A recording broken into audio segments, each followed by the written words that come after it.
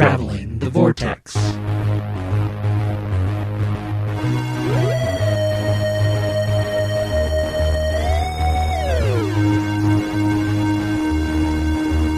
We've joined the Doctor as he travels the Vortex. And grab your flowchart. We've landed at episode number 261. I'm Keith. I'm Sean. I'm Glenn. Jingle bells, jingle bell rock. It's our Christmas Jingle bell episode. fun and jingle bell. Humbug. You only thought you were done listening to Christmas music 3 days ago. I was so close. Oh, come all I was actually ye listening to Christmas faithful, music earlier this week. Joyful and Which triumphant. for me was pretty Oh, good. come ye, oh, come The Muppet ye. versions of everything. That's good. Although I need to get a new The digital holly copy of and the the John Denver ivy. one because some of my files are corrupted. Oh. Aw. Yeah. Digital glitches and one Yeah. drops off halfway, like 15 seconds in. Aw. So I left work Christmas Eve and came home, picked up Mel, and then went out to my dad's house. And Christmas Eve's kind of, that's finally, when work is done on Christmas Eve, that's kind of finally the last, okay, I can be in the Christmas spirit now. Because I don't have to deal with it. So I went and flipped on the radio station to listen to some Christmas music. And from work to home was nothing but commercials. And Mel got in the car, and from home to almost halfway to Dad's house was nothing but commercials. Oh, my. Wow. I just hit the wrong Yeah.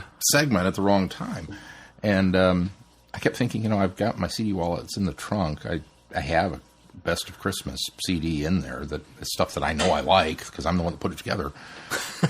I should just get it. Nah. Just couldn't bring That's too much work. Yeah, well, at that point, we were already on the road. Yeah, so- yeah. Rudolph the red-nosed reindeer had a very shiny nose. And then at that point, it was too late. I was like, nah, I'm done. Missed it this year. Maybe next. I'm catching you up. For the last several days, I had the final song of Muppet Christmas Carol in my head, and then It Feels Like Christmas in my head, kind of alternating between the two, leading up to Christmas. 'Cause I rewatched that as I wrapped some presents, like Tuesday. You rewrapped presents Tuesday? I rewatched it while I wrapped some presents Tuesday. He said it right. You just heard it different. Okay. I did. I totally heard that Well, wrong. you never My know. brain Cody went- could have gotten into some presents. Well, did you wrap chicken? I did not. We did wrap some treats that he kept sniffing, but did not rip open. Ooh, Which were not. that's They weren't impressive. for him either, so that's even better. That's real impressive. Yeah. We gave him his Christmas Eve presents in his stocking and gave him his bone, and he didn't chew on it, and he went and hid it. As he's been wont to do recently, is hiding bones around the house. Mine. Yeah. I did continue my Christmas Eve tradition of watching a bad Christmas film, Oh, what'd you watch? Santa Claus. Oh, right. But I watched the MST3K edition, and that almost isn't enough to get you through it. Oh, is that right? It's that bad. The 50s or 60s version. Apparently, it's a Spanish film, Oh. and it's... Is it dubbed? Overdubbed? No, it didn't seem to overdubbed. But But it's in Spanish? no, it's in English. Oh. But it I was see. Spanishly It's made produced in and Spain. made, or I think it was made in Mexico, actually. Oh. Yeah, I couldn't tell if it was overdubbed. Mystery Science Theater 3000 is not Sure. the best way They're to always figure out if talking it's over it overdubbed themselves. or not. But it's this really bad story of the demon Pitch trying to corrupt kids at Christmas. Yeah. And it's just That's one of Matt's favorite Christmas stories. the demon Pitch or the movie Santa Claus. The movie with the demon pitch. That's That- what you're talking about, yeah. right? Is the Santa Claus with the demon pitch and Yeah, where he's He's watching not with the the weird Santa little Claus. telescope. And yeah, that's one of Matt's absolute favorites. He Really? made us watch it. I don't know, 7-8 times last year during the. Oh, even the store. MS33K version was not that great. Yeah, They had some really good jokes in it, but other than that, it made Santa Claus Conquers the Martians look really good. Made it look like an Oscar contender. Maybe not that much. It was at least more enjoyable to watch. if you watch it again without sound, and do other things, it becomes a really mild curiosity. It's the one with the little girl, and she wants the doll and tries to steal the doll and doesn't, and then... I think I've seen that, now that you're describing it. And Demon Pitch tricks these kids into trying to... I have seen to make them that. on That's the one of my naughty favorite list Christmas... No, I have seen it, but it's been a long time ago. I don't remember it being particularly bad. Maybe I just wasn't in the right mood. I don't know. I just did not... I was not impressed. You just weren't ready for demonic Christmas. Maybe I was just wanting Santa Claus Conquers the Martians and watch that instead. That's what I get for trying something new. I'm pretty finicky with my Christmas movies, too. I don't tend to like a lot of them. So, did you guys have a good Christmas? Yeah, I worked... Aside from your string of commercials? I worked Christmas Eve, but we took I took my break, and we did our annual traditional go to Denny's and have Christmas. We gave each of the kids a present because we wanted to be able to have something to travel with the next day. So Caitlin got her iPhone. Mason got his DSL, or 3DS, I guess is what it is. DSL is the... Internet. Yeah. He got his 3DS, so they were excited about that. Then we went to... got up the next morning on Christmas Day, drove down to Hutchison, and had Christmas with my dad's family. And we stayed overnight in Hutchison at the Atrium Hotel, which is a pretty cute little hotel. It used to be a Holodome years ago, and that was the last time I was there, and that's been 15, 20 years ago.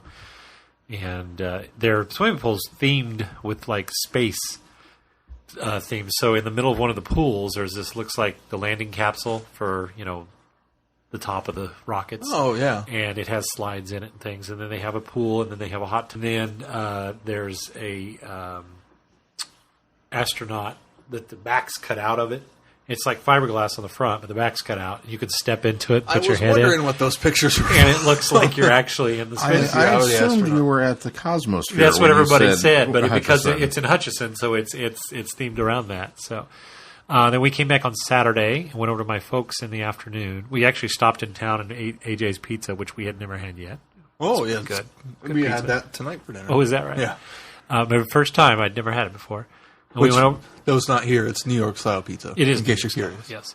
And then we went to their house and opened gifts. And then today we got up and we took Holly's mom to lunch with her sister and brother-in-law and their kids. And then we all came back to our house and opened gifts with her dad and stepmom. That was it. 3 Christmases. Very good. It was fun. Kids get a good haul.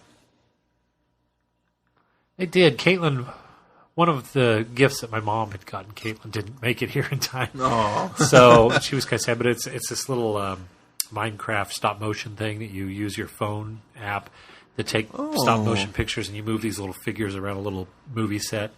And then she's really excited to get it, but it's not here yet. Mason got this game where you shoot this bear in the mouth and you try to feed it. It has a little electronic counter on it, and it counts up. He got one of those little remote control helicopters from us, which we've been flying all over the house. It's fun. The problem is you have to charge it for an hour for about 7 minutes of flying. So it's not that economical. Yeah, and Caitlin got some cash and some gift cards, and so yeah, they made out pretty good. I think. You get some good stuff too. Oh, Mason got his Disney Infinity, so 3.0. So now we have we've started the Star Wars figure collection. We got him. Well, we didn't. My mom got him the starter set, so it has Anakin and Ahsoka. So he's almost done with that mission, like the whole thing. Yeah, he sat down when he got it that night, and he just played. Your mention of Minecraft reminds me that Adi got this really cool, basically make your own Legos. It's like a 3D printer almost, but a bit more basic. But you mold and create your own Legos, and one of the sets is you can make Minecraft people. Oh, that's cool. Never heard of such a thing before. No, is it actual Lego though, or is it? I think it's off-brand. Yeah, because as I say, Minecraft Lego doesn't have the Minecraft. Yeah, I think it's the Mega Block or whatever. Who has the Minecraft one? Whoever has the Halo and all those other ones too. Oh, I got the Sharper Image New Wave countertop oven that cooks with convection heat and infrared. So I haven't had a chance to hook it up and it's the one with the play dome it, and the Yeah, and Mel you cook it. has one and Does she? absolutely loves it. Oh, she does. Good. We cook all the time. Turkeys in that thing, yeah. doesn't she? Yeah, those are really good turkeys. I have watched the infomercial for 5 years now and put it on my list for 5 years. And my mom finally took the hit and got me one. So I'm excited because, like I say, I've never used one, but I've watched the infomercial for so many years that it looks incredible. And I already got online and I've bookmarked a whole bunch of recipes. It came with a book in it that has recipes nice. and how to cook certain things. But I went and just searched out a whole bunch of websites. And I was like, okay, that looks good. That looks good. Look, it's bookmarked all these things. And then got a bunch of Amazon gift cards. Anything Doctor Who related this year? I don't know that I did. I got Agents of S.H.I.E.L.D. Volume 2 or Season 2, which you can only get on Amazon. Really? Yeah, that and Agent Carter are Amazon exclusives right now. I did not know that. Yep. Really? Yep. Interesting. Which is a bit frustrating, but now I have an Amazon card. I can get the Agent Carter. It's just a timed I exclusivity. assume it just says been out for a while. It just says Amazon exclusive right now. I have a feeling eventually stores will be able to get it. But they must have signed a deal at Disney.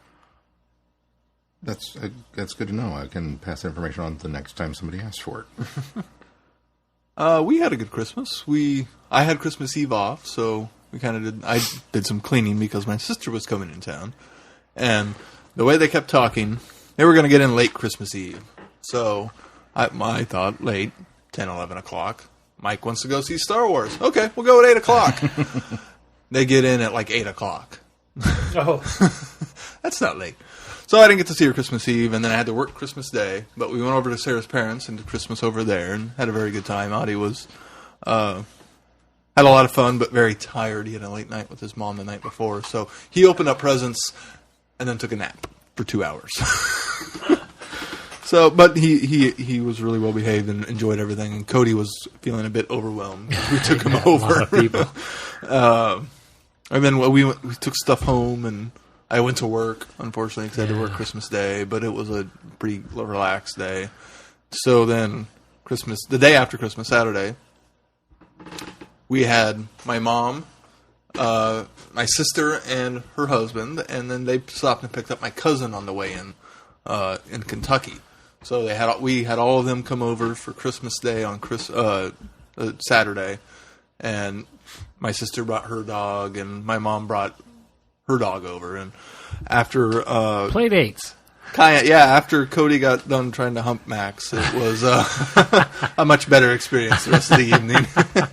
And then we did Christmas with my dad today. They don't have the dogs, so we didn't have to worry about any of those issues. And they kind of had an open house since it had been a while since Megan and Ricardo had been back home, and so some of his family came by and visited. Oh, fun! Yeah, it was a very good time. Speaking of early mornings, Christmas morning, Mason got up at 4 a.m. Oh, lovely! And came into our room and said, "I'm too excited, I can't go back to sleep." And Holly said, "Well, go in your room and watch videos on your iPod or something, but we are not getting up right now." So he went back in, and I think he held out until about 6 o'clock. We weren't getting up until 7, because we wanted to open gifts and then get on the road by 8:30. Yeah, or open Santa gifts. And so he went in there, and then at 6 o'clock, nearly on the dot, he went in and woke Caitlin up. And poor Caitlin's she's not a morning person, but she begrudgingly got up, and then they both came into our room. And we were still going to sleep for another hour before we got up, and finally they were out in the living room just being all giddy and talking, and finally I said, let's just get up. So, needless to say, come Christmas night, he was dragging. Oh, I bet. And we went back to the hotel so the kids could swim, and we got back to the hotel, we ate dinner, and then we went back to the hotel, and we got there at about 6:30, 7 o'clock. And his little eyes, you could just tell he was ready for bed. But he was gangbusters. He was going to swim. As tired as he was going to swim. So we had to keep an extra special eye on him so he didn't fall asleep in the pool. And he got back to the room and crashed. And he crashed hard. Swimming's that's a tough day. Yeah. Anytime you go swimming, we got out of the pool and we were like, Yep. especially when you're that age. Putting that on top of that. Yeah. He's a little trooper, though. He didn't get too grumpy, which he gets grumpy if he's tired, but he was as long as you keep him fed, he's You can tell I'm a new homeowner by some of my Christmas presents. So 100-foot extension cord, thing to wrap the 100-foot extension cord in, leaf sucking vac thing of my own, grill. Did get some fun stuff though, Lego Dimensions and the Doctor Who Lego set itself, which is really fun, and I'm having it's still in progress of being put together. And once I finish it, I'll snap a few pictures and post them online. Sean, you've been quiet. How was your Christmas? It was too short, but worked Christmas Eve, went to Dad's, and then oh Christmas tree, oh Christmas tree, missed out on a lot of Christmas how music. So I'm glad that Glenn's filling me your in. branches. If you're going to sing that one, you've got to sing the Ernest version. I don't remember how that one goes. It's so long oh since Christmas tree, oh Christmas tree, oh Christmas tree, oh Christmas tree. That's right. Yeah. Oh Christmas tree, oh Christmas tree.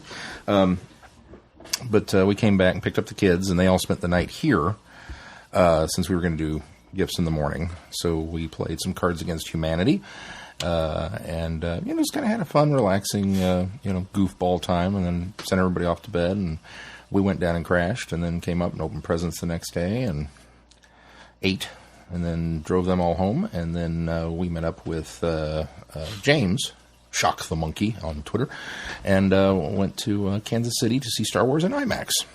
Nice. Which is one of the few things I've said before, how much I dislike retail making people work on holidays, and I'm the biggest hypocrite in the world because I do go to movies on on holidays. Well, if they've got to work, I mean, you might as well give them something to do. That's true. And make it so it's not dead. The IMAX was insane. They were out of ice, things you just don't expect to happen at a movie theater. And the showing was sold out. But we went and had a great time, and I'm happy to report that it is just as good the second time around. It really is. And in IMAX is, wow. Have you seen it a second time? Yeah. Oh. We went Christmas Eve. Oh. You're behind? I'm behind. We went tried to go this weekend. How did that happen? Well, we had so much going on. And I'm normally not one to advocate the 3D, but we did go see it in 3D just because it worked out better time-wise, and it's worth definitely, since you're going to see it more than once anyways, might as well see it in 3D because it was pretty good. And Sean, I don't know if you said this on mic, but the glasses, I had an old pair in my pocket, and one lens was darker than the others on those two. Really? Yeah. Because the ones at AMC were not. Really? They were the same darkness level on both of them. Was it the real 3D? Yeah, whatever. That I didn't pay attention to the logo. I just knew it was IMAX and 3D. Which Mel was, when they handed her the glasses, she was like, "Is this in 3D?" I was like, "Yeah." She goes, "Oh, cool." I didn't know we were doing that. And I was like, I don't know if you can go see an IMAX movie that's not in 3D anymore. It depends on the film. Mockingjay was not 3D. Oh, really? Yeah. it was the wrong frame. Yeah, it also was an IMAX, true IMAX. But I don't think with Star Wars wasn't filmed in IMAX. Parts of it were, but I don't think most of it was. Yeah. Why would you only film parts of it? I don't know. They filmed They other only parts filmed of other parts movies. of Dark Knight Dark Knight. Rises. Really? Yeah. Weird. If you look closely, you'll see the aspect ratio change.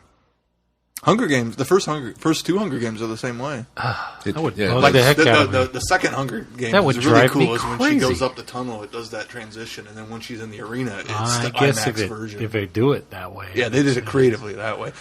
Kind of Dark Knight is a bit not as creative. It's just boop boop. Kind of like how Tron Legacy isn't in 3D Isn't in until 3D, you're for in all the. of it. That was clever. I'll Yeah. give it. That was one of the best bits of 3D I've ever seen. Yeah. But and I'm proud and very, very happy that Mel and Billy remained spoiler free the entire. I don't know about Billy. If he did, he didn't say anything about it. But they remained entirely spoiler free the entire week up until for them. Christmas, and we didn't. I was standing in line. We had an hour wait in line, kind of. And I'm doing this, man. I'm just, because all these people look like maybe they've seen it before, but I'm not really sure. And I got one ear tuned for conversations, and I'm only half listening to what's going on in my group. And I'm like, yeah, okay, cool. And nothing came up. We got in, we got our seats, we sat down. Nothing.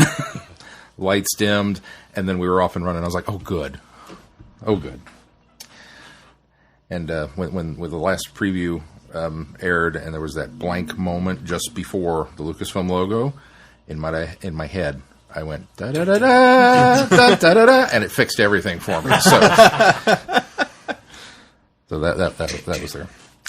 We got to have a slightly British experience after we ate and opened presents on Saturday. All of us, even my sister and Laura, who aren't Who fans, sat down and we all watched the Christmas special together, which is the first time we've ever done that. That's cool. Yeah. Did they enjoy it?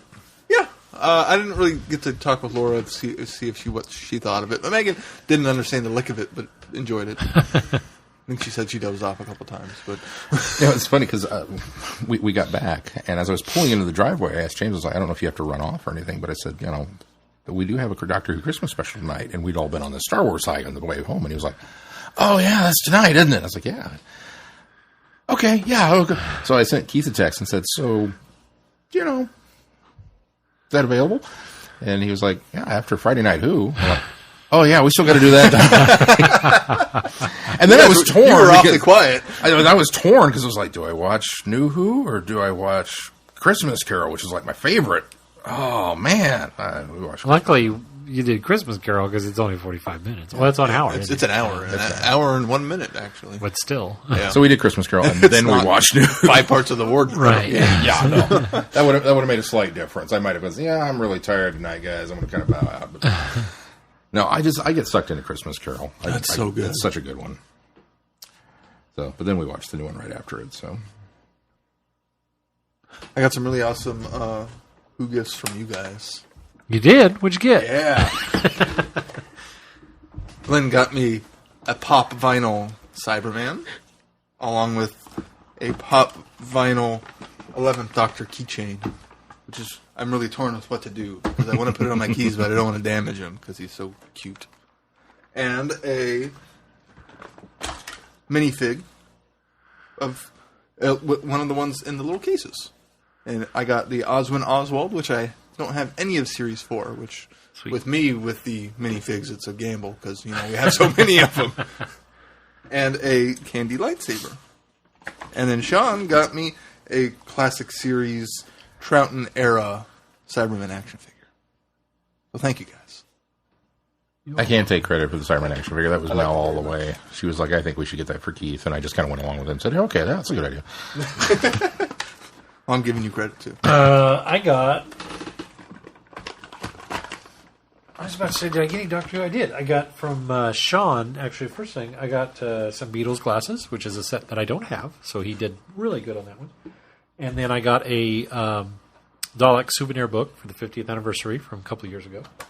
And it's it looks like maybe it was a Doctor Who magazine publication that they did special for that one, and it features the Daleks. And then from Keith, I got some Disney ornaments. I was trying to think what to call them. Ornaments. The little glass bauble ornaments. And they're classic Disney. And then I finally got my copy of Beast of Fang-Rock. So, which was the only thing of those was actually on a Christmas list that I thought was a chance I might have got it this weekend. And luckily I didn't get it before tonight. I'm glad you did. After I placed the order, I actually had visions of all of us buying each other the copy of the book. Well, so we wind up with 2 of them or something. As I told you, that was if I had found it, that was going kind to of be a your gift Christmas to the Magi present. sort of situation. That would have been awesome. I didn't even think of that. I'd have been odd man out going, oh, man, I didn't get you a book. I sold my bookshelves in order to buy this book for you. I sold my reading glasses to buy you this book. Can I come visit my paperclip collection? Excuse me. I also, thanks to Glenn, got a minifig in glass case. Or in glass case. In plexiglass case. I got Strax. Don't drop it. But I got Butler Strax. And then I got an adipose keychain. And then I got a photo mosaic Star Wars puzzle. And Keith got me the aforementioned Beast of Fang-Rock book. And what was the other thing you gave me, Keith? I set it down somewhere. The calendar. Oh yeah, the calendar, the Star Wars calendar. On the other. It's on the other table. My present spilleth over. My day-by-day, day-at-a-time calendar for Star Wars, which I'm very excited about to put on my desk. Because he has a desk job now. Now I have a desk job. So, thank you guys. Yeah, thank you. We got some very nice gifts from a couple of our listeners as well, which I just threw on the floor. Some Christmas cards. Oh, you liked it so much. I liked You it threw so it on the much. floor. Rachel went to Disney, which, yeah, thanks. Rub that in for us. Rub that in. I mean that with the sincerest love in my heart. When you send a postcard that says, "Wish you were here," we're all thinking, yeah, I bet you do. We wish we were too. It's a compilation of all her photos from the Star Wars sections of the park. And Merry Christmas. May the season of the Force be with you, which is really cool. Yeah. It is cool. Yeah, it Very is. cool. And so we each got one of those. And then Lisa sent us, this is just cool. They're little, I don't know what to describe them as. They're woodcuts. They're woodcuts of Bigfoot. Yeah. And they're like stickers, so you could stick them on something. And she lives in Sasquatch country, didn't she? So I believe so. Eureka, California? yeah. So Called you out on that, Lisa. there's some, there's Bigfoot sightings up around there. So that's, I did not know. now we that. have our own Bigfoot. Trying to figure out where to stick him. I kind of want to put him on my computer. He's Okay, go on the he's- inside. He's Go on the outside. going for the apple. He's eating the apple. He took a bite out of the Right apple. of the- So thank you It's for really that. Cool, yeah. And then And for anybody who sent us a card. we each got cards from Brittany, From Brittany. and I think it was it, right? Did we determine that was all? And that's all I recall off the top of my That's the head. problem with going in for names. Well, they trickled in all this week and last week, so like Yeah. among all my other family cards too. Yeah, so yeah. hopefully we didn't miss anybody. If we did, we apologize. But And Andy sent us a very nice festive message on Facebook. Andy did, Yes. Yeah. Friend of the And- show, and author Andy Frank. If you did not see it, if you go to the Lethbridge Stewart Facebook page or the Candy Jar Book Facebook page, there is a free Christmas ebook available for you to download And you can find a link of a link on our Facebook page. Facebook page. Yeah, so that'll get you there as well.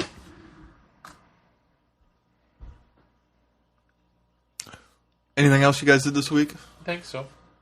Shall we move on to news? What's in the news, Keith?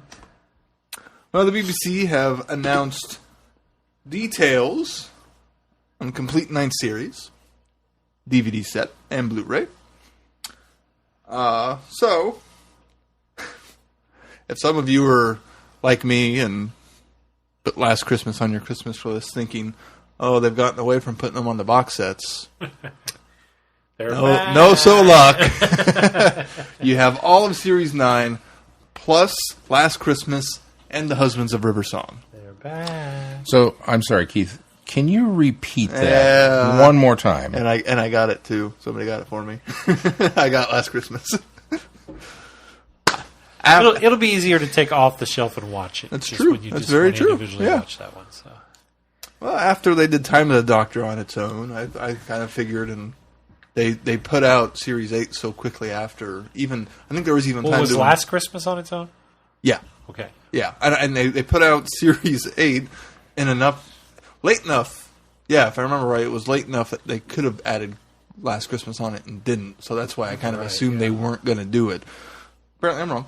And there's all sorts of bonus features that you can find online, and price points, etc., etc. And the release date in the U.S. at least will be April 5th, in case you're interested. One of the bonus features I find interesting, which of course include the Doctor's meditation, the prologue. There's a Series 8 recap on the DVDs, Yeah. which I find interesting. So if you've forgotten what happened in Series 8, And other adventures, including a documentary called The Adventures of River Song, which is narrated by Mel's. oh, is that right? Yeah. Oh, that's cool. That's kind of neat. I like Yeah. that. That's clever. And then something called Clara's Journey, narrated by another guy I don't recognize. Another guy. Colin McFarlane. Good old Colin. And this Colin fan McFarlane. show finest stuff is on there too. Oh, neat. Well, So there's lots of extras There's a lot on of there. bonus That's features, terrific. and that includes all of the extra Doctor Who extra that they released on Yeah. YouTube, Right. and commentaries on a variety of features I'll have to pick that one up when it comes out. It'll be the first time I've picked one up when it comes out. Oh, yeah. That's how much Glenn likes Series 9. You know, that is. And then the other bit of news we had was that Time Eddy announced their next round of guests. And normally we wait a little bit to do guests, but this is a big big announcement. Yeah. Three big guests. So, in the order they announced them, we have Terrence Dix coming to Wichita. So Woo! Uncle Terrence. Uncle Terrence.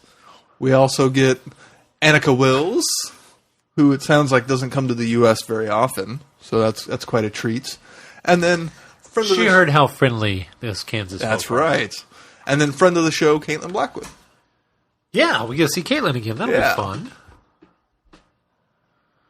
So that's very exciting. Yes. If you haven't ordered your tickets, go ahead and do so soon because they're jumping up in price if they haven't already. I think they have already. Yeah, and then they're still going to be jumping up again later. Right. So staggering. Buy now. Yeah. Buy now and buy quickly. Buy now, buy often. Buy some more. And that's it for news. Should we move on to feedback? Yes. Feedback. Feedback comes from Holly. She writes, The Husbands of River Song. Hey, guys. Hi, Holly. Hi, Holly. First of all, Merry Have Christmas. a holly jolly Christmas. You did that in case already. you didn't hear. No, I didn't. I did the Holly and the Ivy. See, I had another Holly in the hopper Maybe it's there. when you walked in. I must have done it off might have been singing that one. I don't know. It's like I'm at work. I keep hearing the same songs over and over and over. I think I've done all different songs. I did do Jingle Bell Rock twice, but that's because we the did a one I'm thinking variation of. on the All tumbling right, I'll allow blocks. I'll allow it. Hi, Holly. Do it again. Have a holly jolly Christmas. She probably hears that all the time. She's probably like sick of that. Oh yeah, holly Very jolly clever. Christmas. Huh? My wife hears it all the time too. She says, first of all, Merry Christmas and the happiest holidays to all of you. Hope that everyone had an enjoyable time with their family and friends. Bit of housekeeping. The poll for January's Book of the Month of the Club, for the Book Club, Keith, you can announce the polls up now. is up on Goodreads group page. So if you haven't voted yet, please do so. Vote early, vote often. And keep in mind that whatever you vote for will be what we choose to review. So, And on that you list have is control. The Legend of Ashilda. You have control of not only Now, you're not allowed to influence the book voters, club. Keith. I'm just saying, it's on the list. If you're going to announce that, you've got to announce all the I'm candidates. trying That's to what pull I'm them saying. all up. Hold on. all right, we'll get all the candidates. I know they're we'll let you know all what the they're other all going ones. to be. They're all new series books. They're all new series. I'm on a different The computer, so I have to log in. internet probably conked out again. Fortunately, I'm not on my normal computer, so it's a slower process. Fortunately because it's or not, unfortunately? Unfortunately. So I have to log in to get into it. Jenga blocks. That's what we were singing earlier. Polls. All right, here we go. You want to know the total so If far? I do this, No, it means just the scene's say, running what are- short and what are the stretch. options? If I make a slashing motion with my throat, it means cut the scene short. Legends of Ashilda, The Big Bang Generation, Royal Blood, and Deep Time.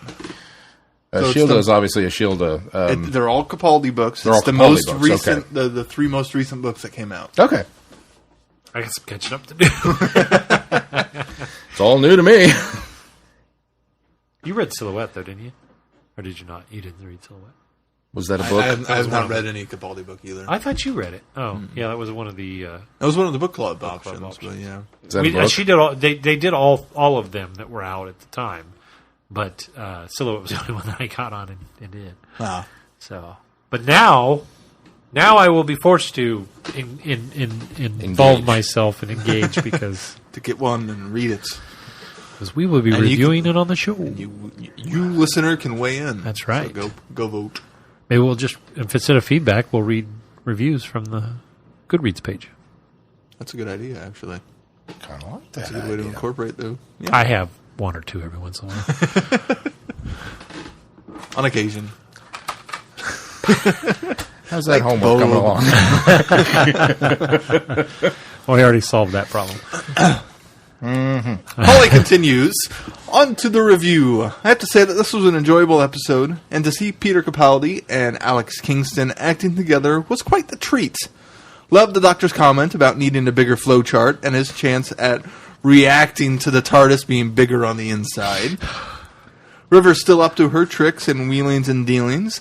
I did feel a bit for her when she was talking about the Doctor that she didn't mind that he wasn't there and didn't care, paraphrasing that bit, only had a chance to watch it once. I think deep down she did. Love the Doctor's reveal to River that it was actually him with, "Hello, sweetie." She took his regeneration very well. To have a couple of mini episodes of their 24-year night. Something tells me that the two of them could get into quite the hijinks. Well, I'll wrap it up here. Looking forward to hearing everyone's thoughts on this episode. Wishing everyone a very happy new year as well. Holly from Wisconsin. Thank you, Holly. Thank you, Holly.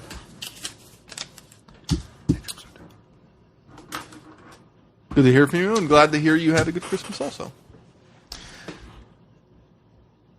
That's it for feedback. Well, then do we want to dazzle them with our thoughts? Sure. Or should we just hit them upside the head with our opinions like we usually do? Yes and yes. The husband. Whatever you're all thinking, you're wrong! I'm kidding. It's Christmas. The husbands of River Song. It's Christmas Day on a remote colony, and the Doctor is hiding from Christmas carols and comedy antlers. But when a crashed spaceship calls upon the Doctor for help, he finds himself recruited into River Song's squad and hurled into a fast and frantic chase across the galaxy. King Hydroflax is furious, and his giant robot bodyguard is out of control and coming for them all. Will Nardo survive? Will River Song work out who the Doctor is? All will be revealed on a Starliner full of galactic supervillains and a destination the Doctor has been avoiding for a very long time. Dun, dun, dun. Dun, dun, dun. Sorry. Yes. I don't know if I had as strong of a reaction to it. It was Really? enjoyable. Oh. It was fun. But it was just kind of there for me. There was lots of moments I liked about it, but it just... I don't know if it was... I wasn't as engrossed in it because of my surroundings or why it just didn't quite elevate to me. But it was... I really enjoyed it. It just wasn't amazing to me. A fun romp. Yeah, I've been thinking about that. My first thought was, well, it's a fun romp, and I thought, I really hate the ending, reviewing things as a fun romp. I really like the ending of it. It's the rest leading up to it that I was kind of meh on. Well, a fun romp almost tends to imply that it's a bit of fluff and there's no substance to it, but That's it was a lot true. of fun to watch. And I don't think that's necessarily a bad thing from time to time, but I don't think that really encapsulates what this episode is. It is fun and frantic and a chase and an adventure and a lot of back and forth and fun. It feels a bit more like a Christmas episode than the previous couple of And I think that's one of the things that we needed. I think we definitely needed a Yes. breath of fresh air I after would all agree of the that- heavy. that's the that's end. definitely what this was. That we got just kind of a complete break from it. But then, this being Moffat, we still get a gut punch at the end of the, Yeah. we kind of get a moment. Oh, but it's softened. It is very was softened. Very softened. It's very Christmassy softened. And I guess part of my... While I really enjoyed the ending and like how it all played out, I felt that storyline was resolved enough for me through the minisodes that we got with Series 6.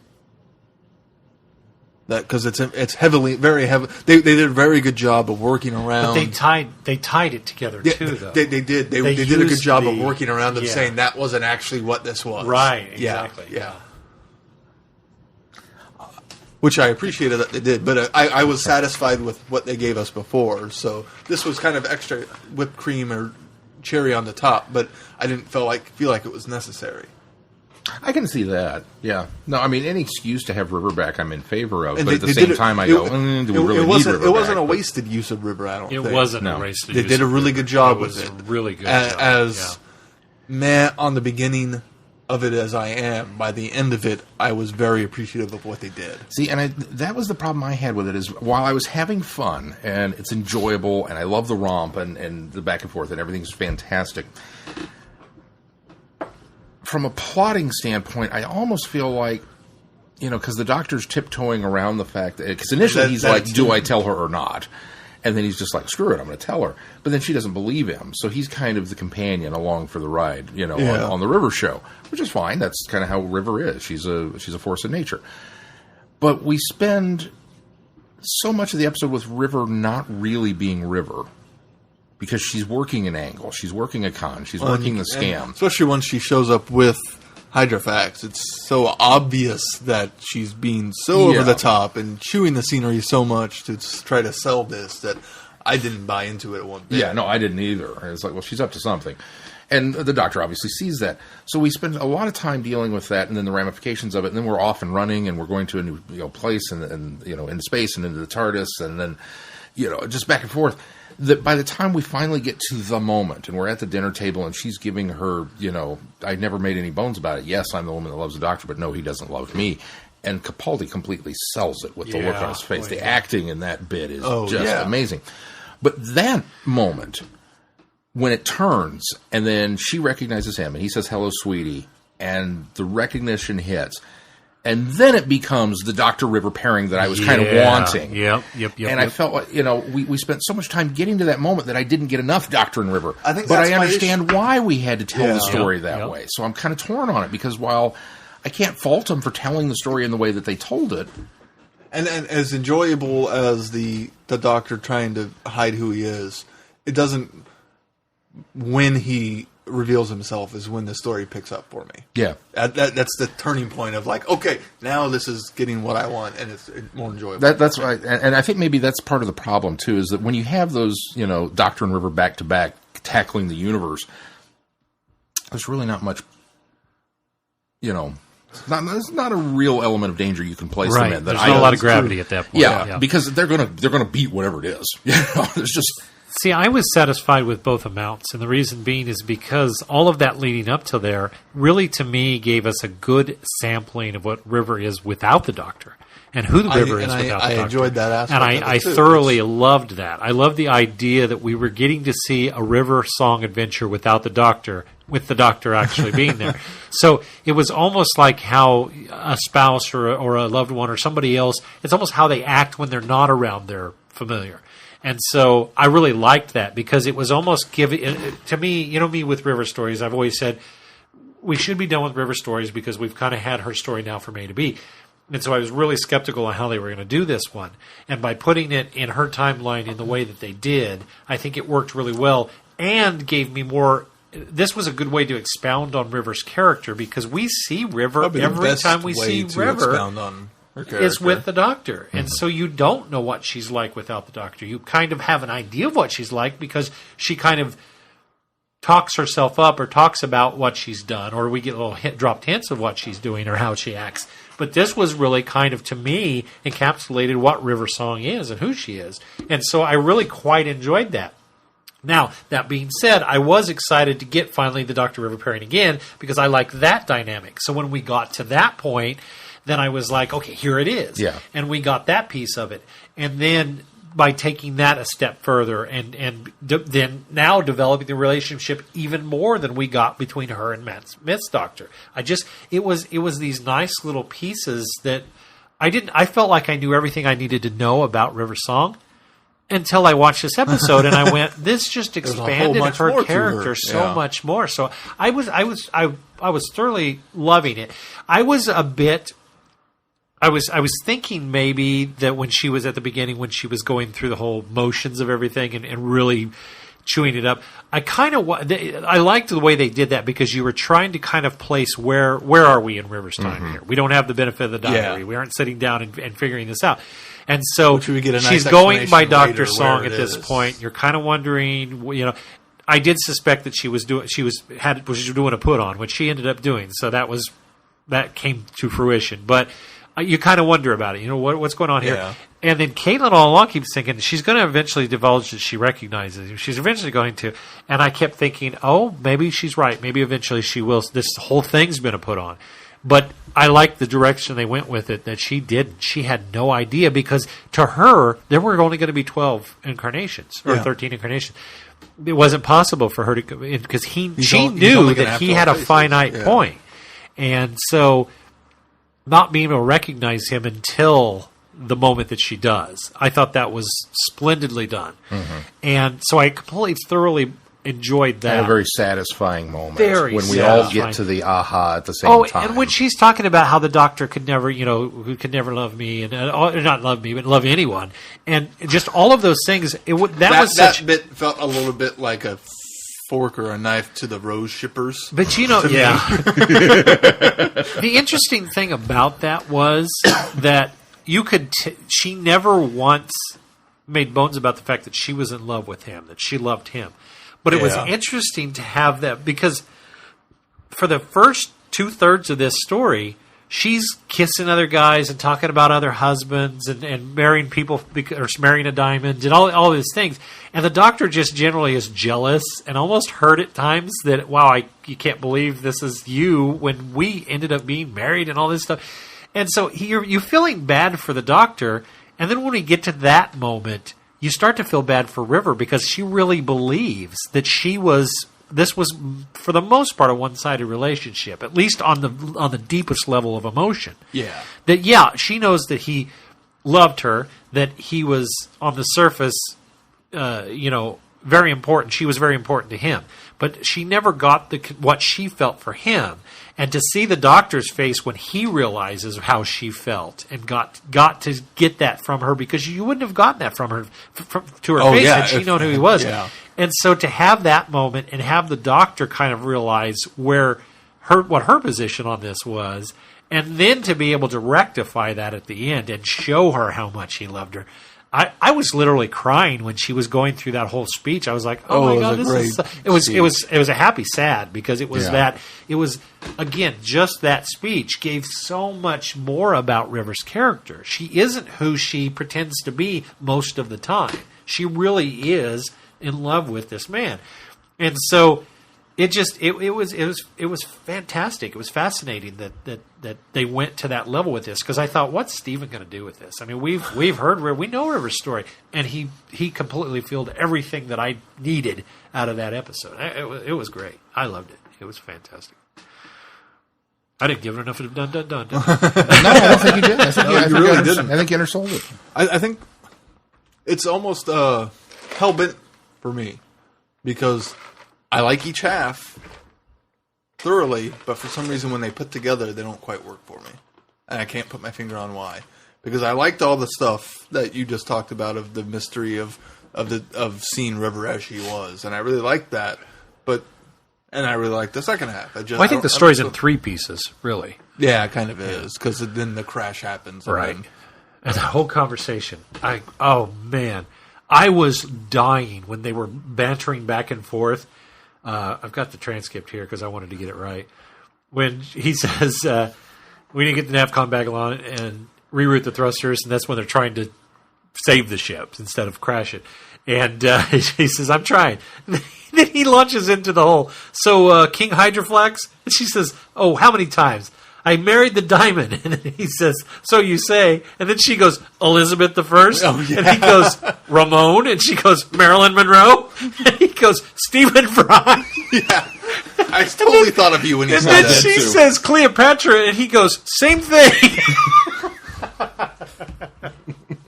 The two of them had such great chemistry, especially they once threw Stephen Fry in there. I went, oh my God, this is the greatest episode.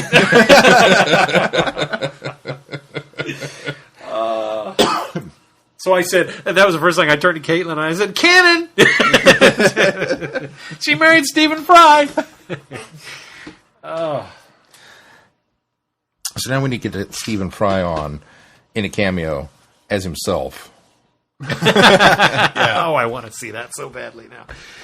The other thing that I quite enjoyed was the more British television that I get under my belt now, I recognize actors ahead of time as opposed to in the... when you're doing research later going, oh, that's somebody. Exactly. Well, it's funny because I came to, Mitchell and Webb, later after they had been the robot voices in the one with Solomon, what's the episode? Dinosaurs on a Spaceship. Dinosaurs on a Spaceship. I had come to a lot of these actors, in retrospect, and then gone back and watched Doctor Who and go, I didn't recognize the first time because I didn't know. This was the first time of many, with the exception of maybe David Cross, or not David Cross. Now I can't remember his name. On the Widow. Hydrofax? No. Him I recognize. Well, yeah, let me scoot that aside. He and the other guy, the first guy. Yeah. Nardo, who is played by... Matt Lucas. Yes, is one of the half of Little Britain.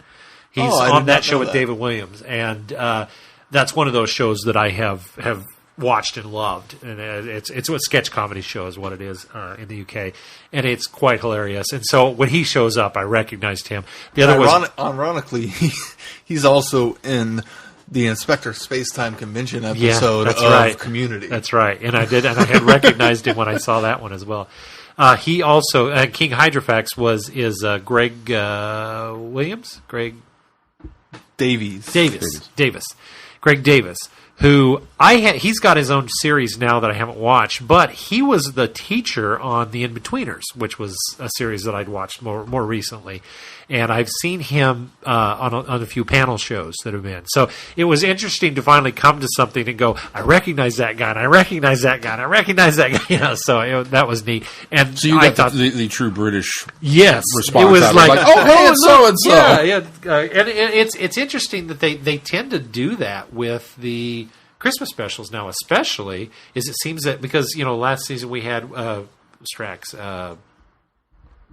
we had Nick Frost. Yeah, we had Nick Frost, but we also had the guy that actually plays Strax. But he played Dan one Starkey. else. You're right. Dan Starkey. Yeah. So we had those two actors, and I did come to that one and go, hey, okay. So now it seems like that's the pattern. Is that for Christmas you bring in, and most of the time they're comedy actors, and you bring in the big at least the familiar faces. They're not necessarily A-list. It was even Dr. and the Widow in the Wardrobe. They had comedians for the voices of those, or some of those people, right? Some of those people. Well, that's why That's why I was trying to think of the guys that show up on the spaceship, or the three people that are the miners. Yeah, some of them were comedians. Yeah, too. One of them is, and his name is escaping now. He was on Black Book, and he's been on panel shows, and I can't remember his name for the life of me.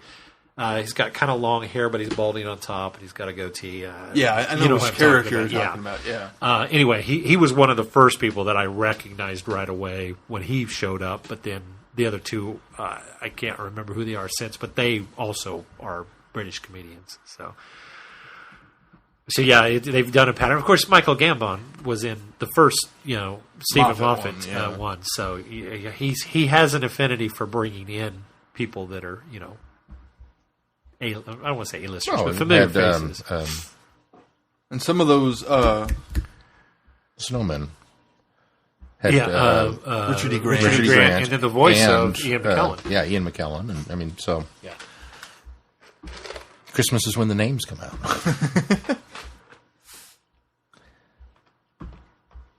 I thought it was interesting that we start the episode with the TARDIS parked on a street that looks very similar to the Face the Raven set.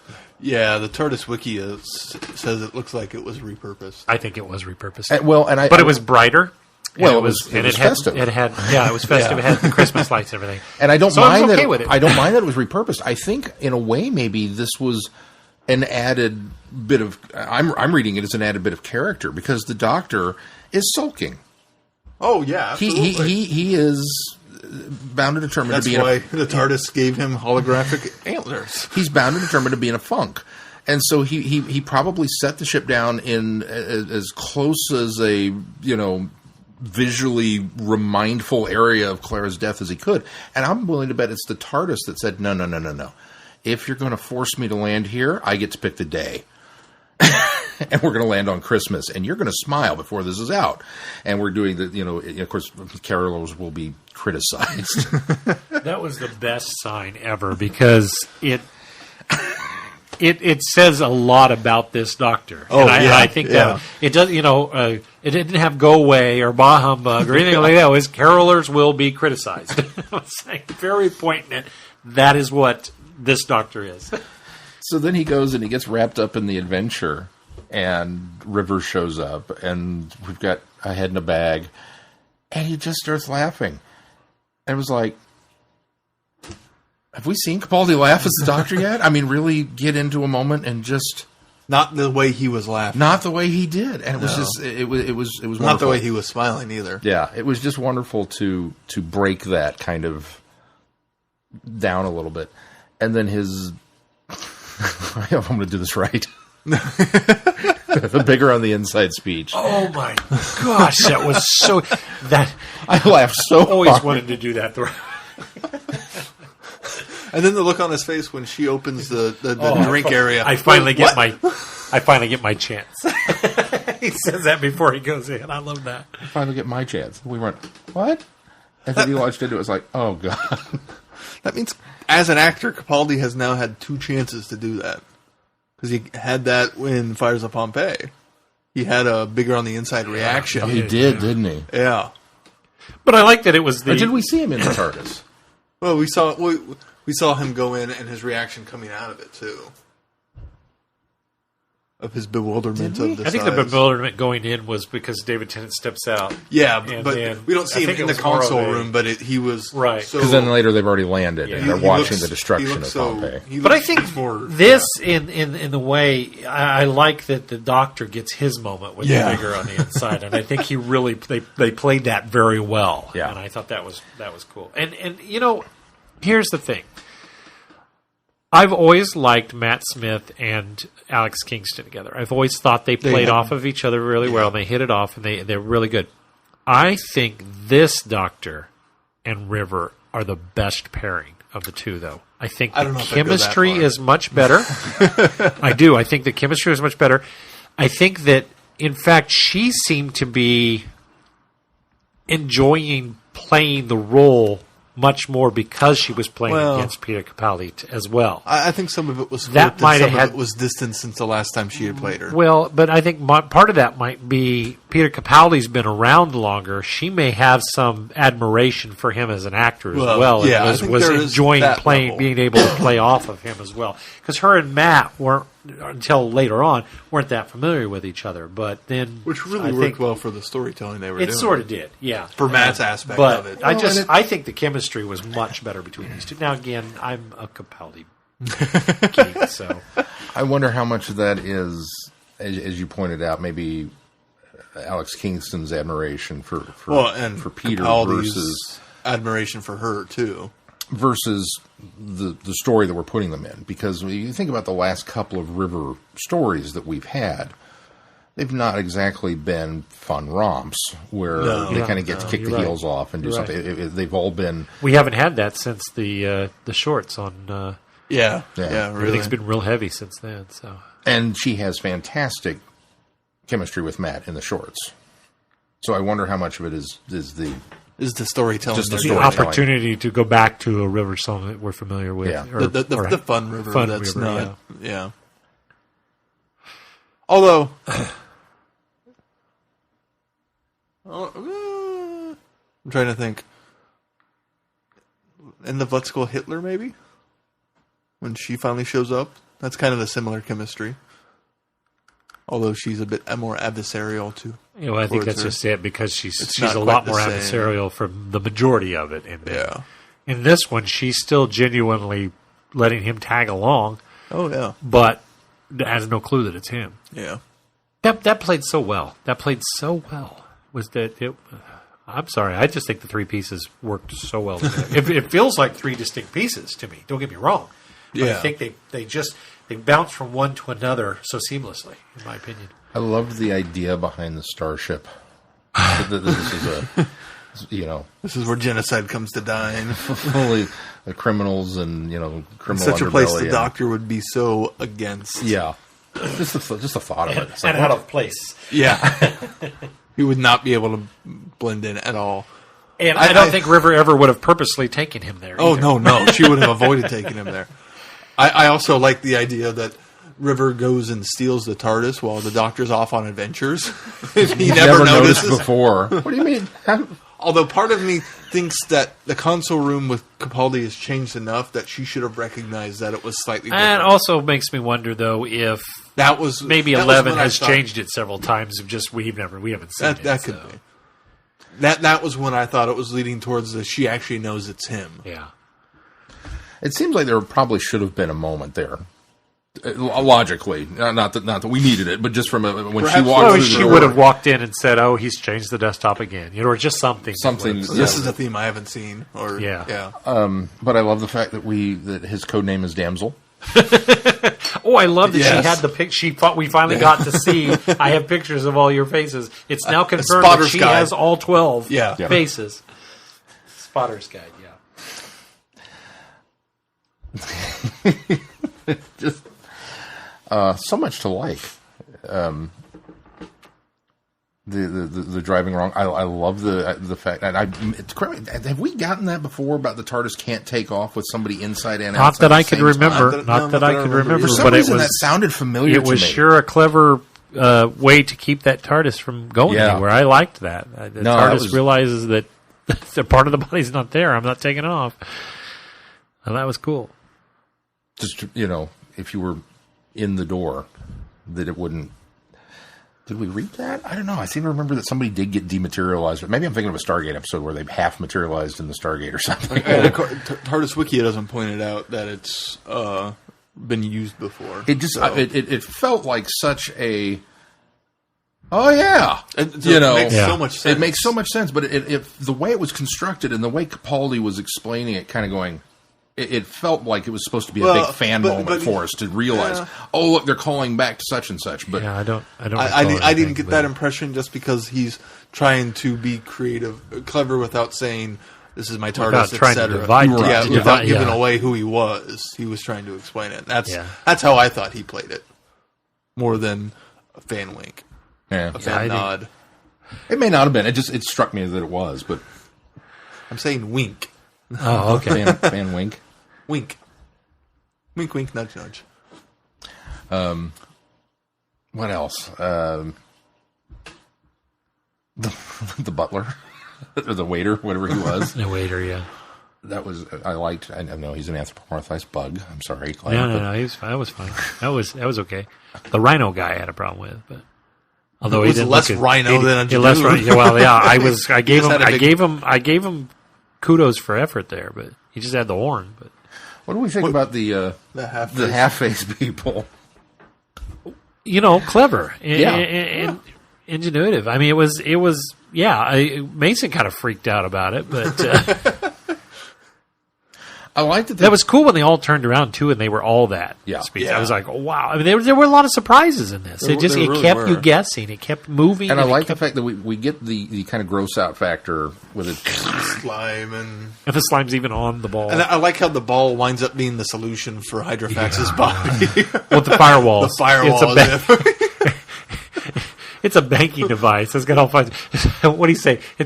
Nothing's guarded better than money. Yeah, nothing's guarded better than money. It's been confuddling people for ages, or whatever he says, or confounding.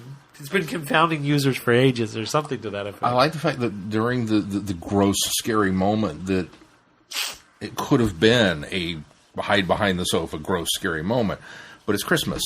So instead, we get Capaldi making jokes and kind of playing it off, and it's just one more piece of ridiculous that's going on. It's like, okay, why not? What was the other thing I wanted to talk about with that? The moment when they all revealed that they were prostrating themselves for the sake of King Hydrofax the Magnificent.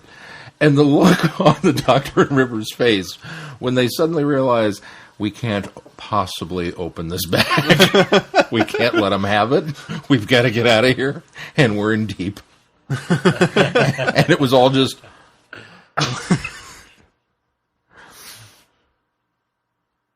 Yeah, that was all awesome. All right, well, I don't know about you guys. So at the end, we get very cleverly. You should do this. You should. Here's a diamond. You can have this. You should build a restaurant facing the thing, and then he skips ahead a day. I really liked how he did that and set the reservation. Okay, 4 years. Boop, boop. And then when he gives her the box, I knew instantly. As soon as he gave her the box, I went, "Ah, he's gonna give her the screwdriver!" And she opens it up, and it was the screwdriver. And I was so happy that we finally got the moment. I looked at Caitlin and I said, "Oh, we finally get to see the screwdriver. We finally get to see him give her the screwdriver." And then it was the screwdriver. It was the right one, the right time, everything. Yes. And then my next thought was, okay, so did Moffat have this planned out? I like it. Or is he finally just responding to fan criticism I think that we never got to see that? Because I like how it was, well, you can't keep going with that trowel. It's ludicrous. It's Sonic. Do you know how ridiculous that sounds? You have a shooty trowel with Sonic.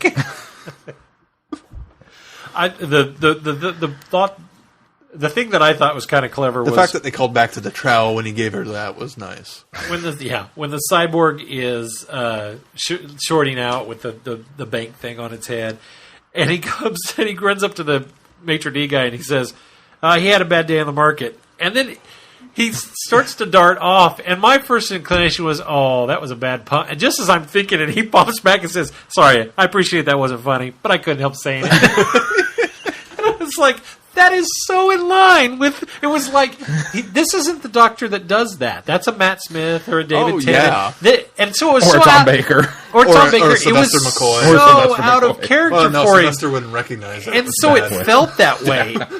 And so it felt out of character, and I went, oh. And then he pops back in and says that, and it was almost like, hey, that was a special one for you guys for Christmas. It was like, okay. I appreciate that wasn't funny, but I had to say it. So much of the dialogue was so fast, I really feel like I need to watch it again to catch it. This is one that I could watch over and over and over again, though.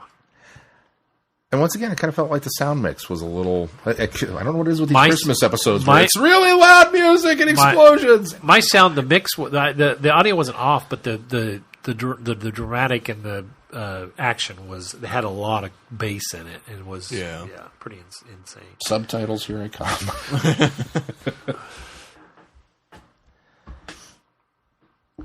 Anything else? The singing rocks with the restaurant bit at the end. Singing towers.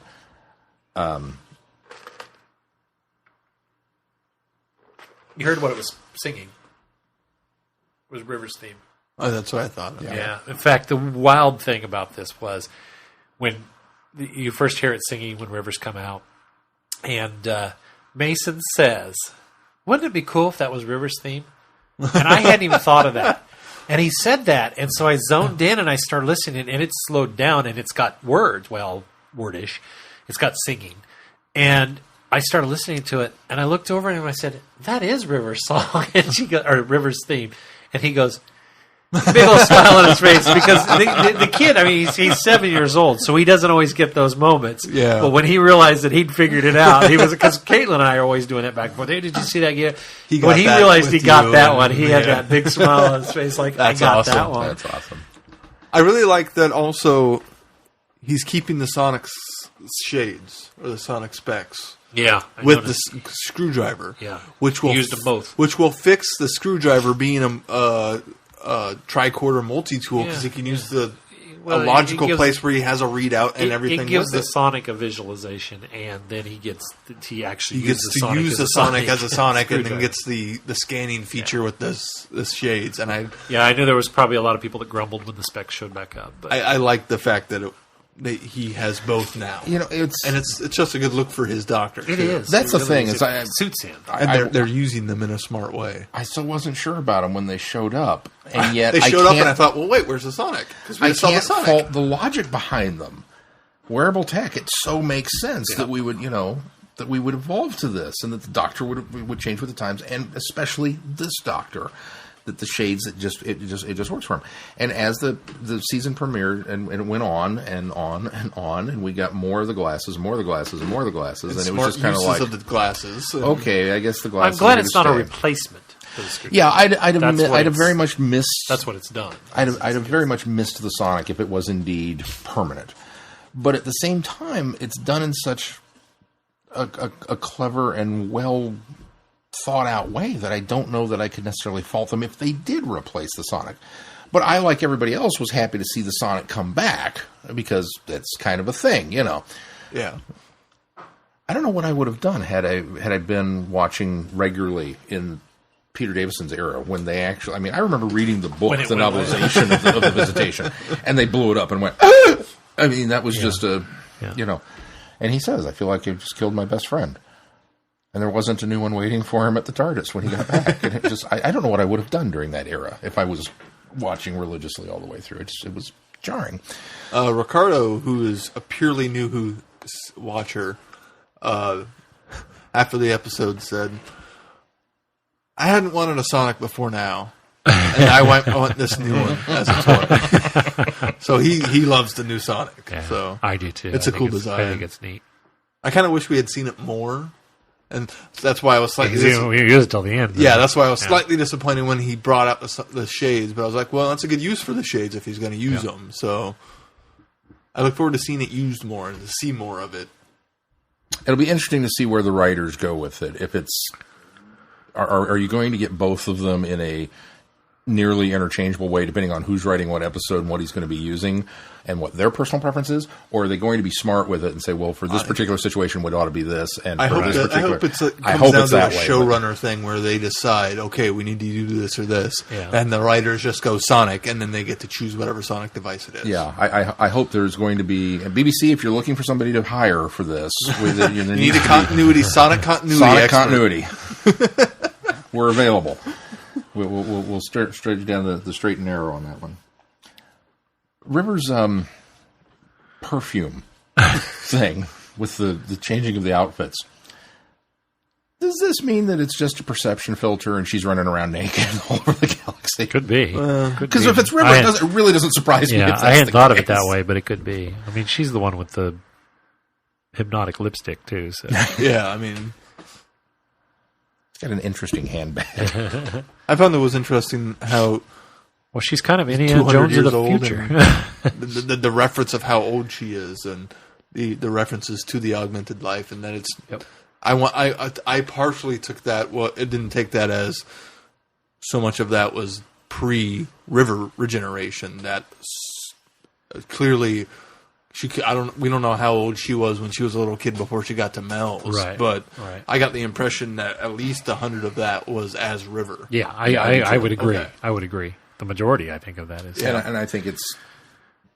Which is interesting. I mean, she clearly had a lot of adventures there. Yeah, I mean, she was around long enough to go to become a doctor and then a professor, and then, so... And I don't know why, but I kind of... With Time Lords and the biology of it, I kind of feel like they're born and they grow up, and then they kind of age within.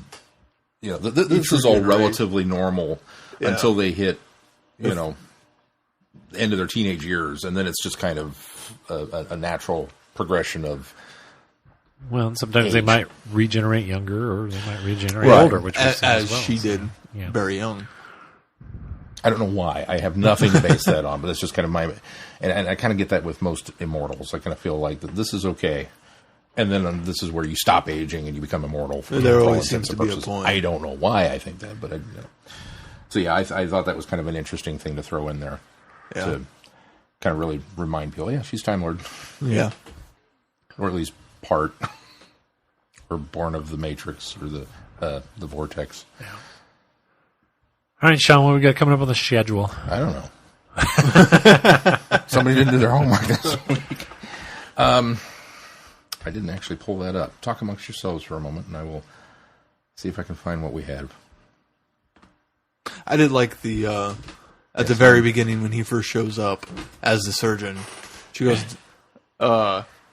"Nice suit," and he mentioned it's my best one, and something about the haircut too. I thought that was a nice little a nice nod and touch to add that in, and the fact that she didn't approve it, and at the end he changed the suit and she approved of that one.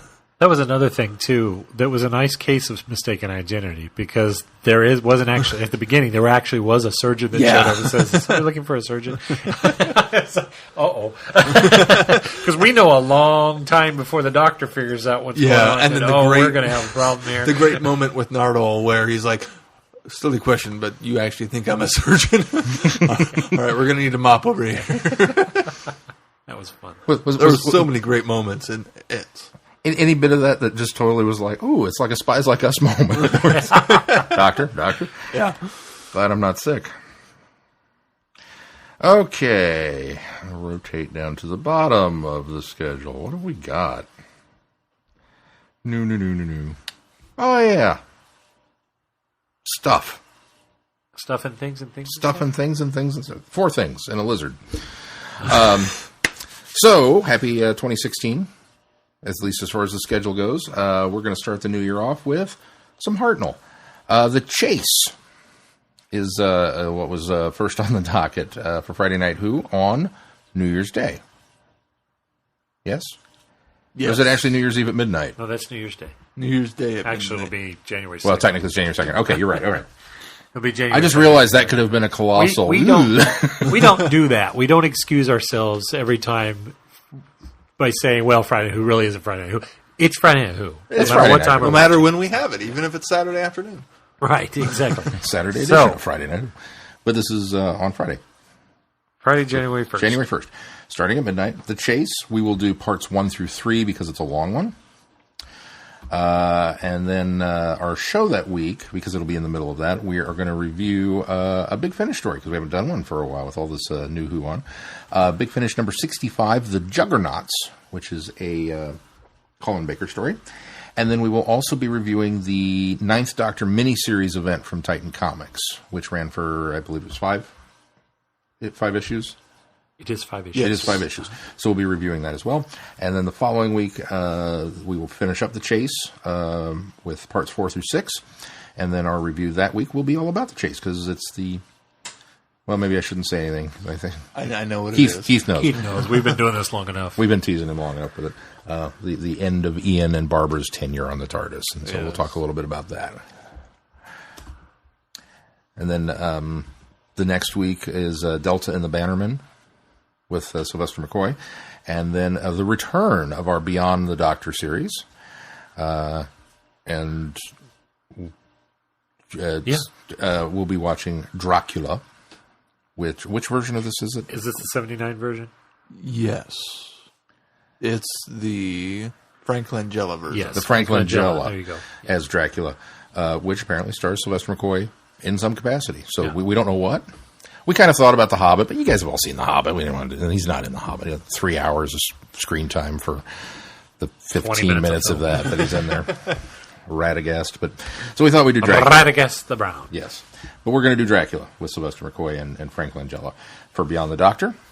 And so you can start hunting down copies of that to... I forgot I can't do that from here. To watch there. And I will have more of the schedule posted probably tomorrow in time with this to kind of go through the rest of January. And when will we know about the book club book? Or it'll be for January, so we'll have through January to read it. Yes. So the book club reviews will actually start in February then for January's Correct. book. Yes. Got Correct. it. Yeah. So I can post the schedule through January then. Yep. All right, cool. All right. Well, if you're not already doing so, please be a subscriber on Patreon. Every bit of the money that comes through that goes right into this podcast so that we can bring you more cool stuff, more fun stuff, and more prizes and gifts. And if you are subscribing, you are a Patreon supporter, thank you very much. We certainly appreciate it. And you can also visit www.travelingthevortex.com and find links to different various stores and sundries, and you can purchase things there. And those a portion of those proceeds also come into the show as well. You can also find us on the various forms of social media, which are... We are on Facebook, Traveling the Vortex. We are on Twitter, @Travel Vortex. We are on Tumblr. We got the Goodreads Book Club. And, of course, Google+. And if you want to send us feedback, you can send us feedback to feedback@travelingthevortex.com. Or there's a tab on our website, travelingthevortex.com, where you can submit the form and it comes straight to us and it takes care of everything for you. And I believe if that is it. Anything else? All right, that's going to do it for this week. Until next week, I'm Glenn. I'm Sean. I'm Keith. Cheers. Good night, everybody. Be seeing you. Thanks for listening. And Merry Christmas. You have been listening to Traveling the Vortex. Doctor Who and all of its associated programs are owned and trademarked by the BBC. No infringement is intended or implied.